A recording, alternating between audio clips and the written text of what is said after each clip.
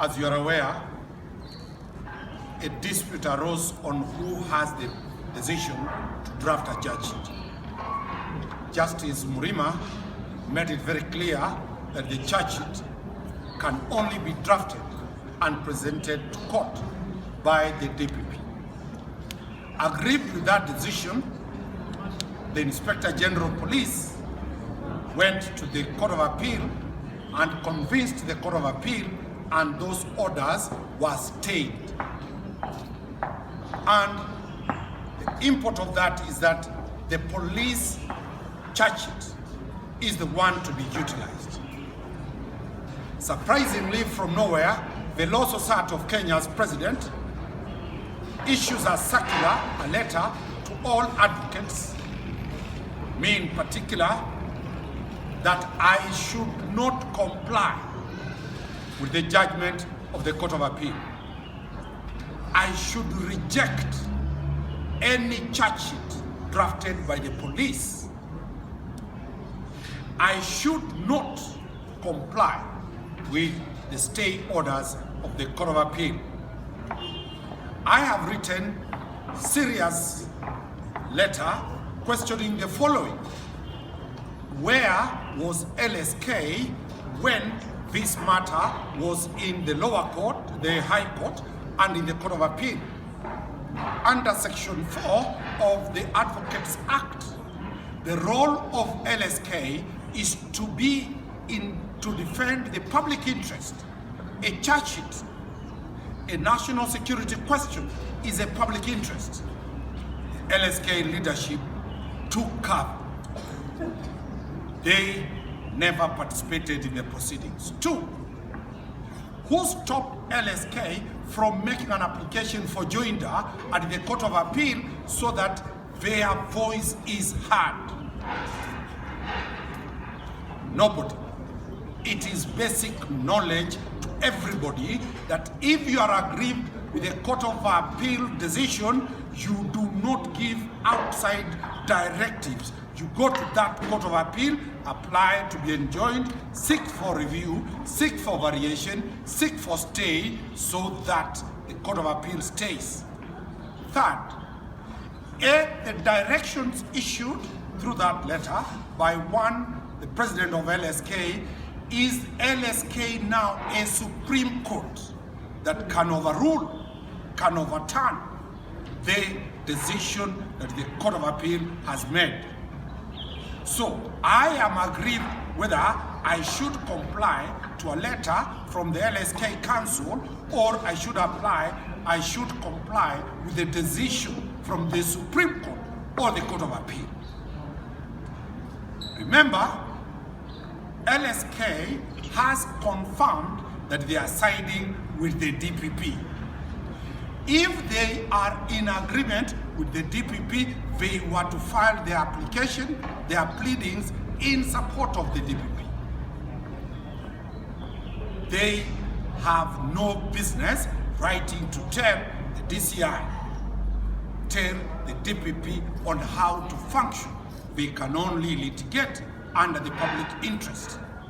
So I have demanded by that letter that we need to know whether the failure of the LSK to pronounce itself on matters national interest, is it a council that is moribund, that cannot be able to defend the interests of the advocates? In the matter that we have filed, for example, we have raised the question that the chairman of the LSK, the president of LSK, sits in the ODPP advisory board. He's a member of the ODPP advisory board. Clearly, there is serious conflict of interest between the president of LSK and the ODPP in an attack on a judgment of this Court of Appeal.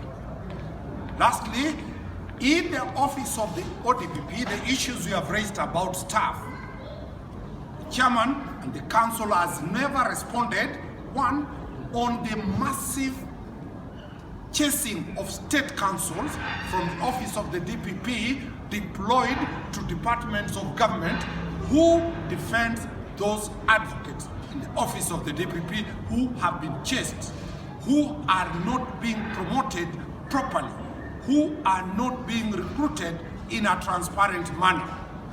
Reason is because the office, the President of the Law Society of Kenya, is completely conflicted. Lastly, the letter we have demanded is signed by the President.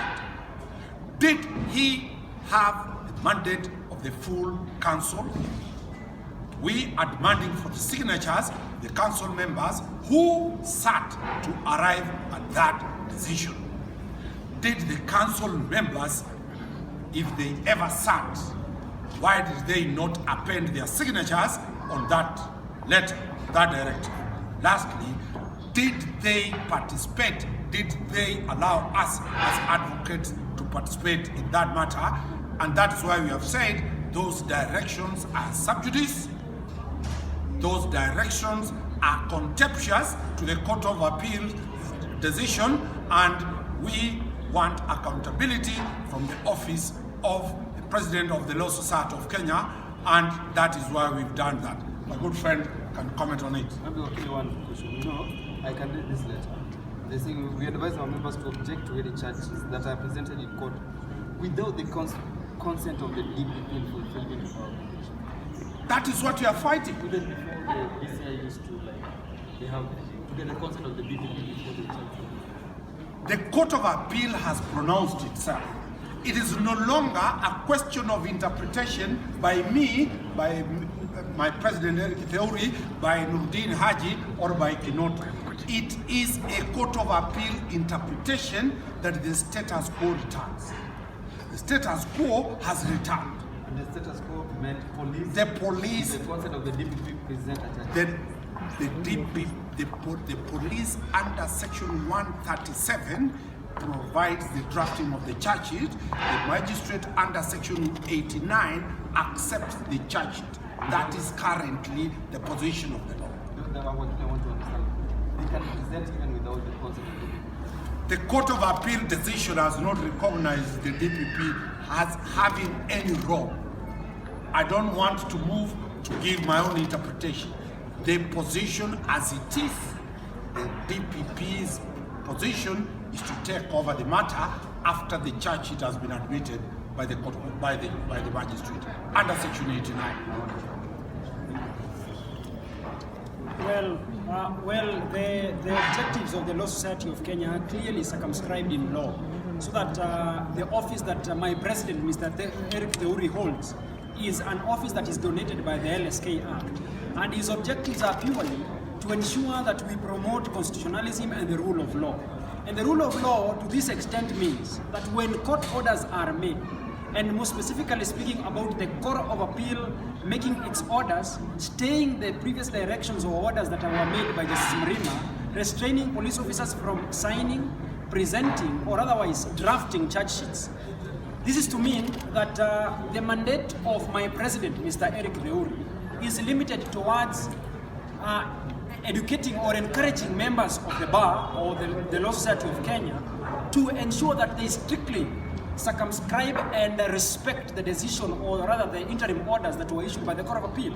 Now, this is to say that in the statement communicated and dated the 24th day of June 2022, where my president, Mr. Erick Theuri, has directed or has advised members of the bar to protest against charge sheets presented, signed, or filed before court by a police officer. To that extent, we find that that position or that advisement or that advice by the president does not sit well within his mandate as the president of the Law Society of Kenya. This is to mean that what we had hoped to see from him is the president telling us that we need to, at first, respect the orders of the Court of Appeal, regardless of how improper or how unconstitutional we might think for now they appear. The law, as we know of it, advises us that even while you find orders issued by a court to be improper, to be unconstitutional or otherwise, you must respect them unless and until they are set aside they are vacated or they are appealed by a superior court.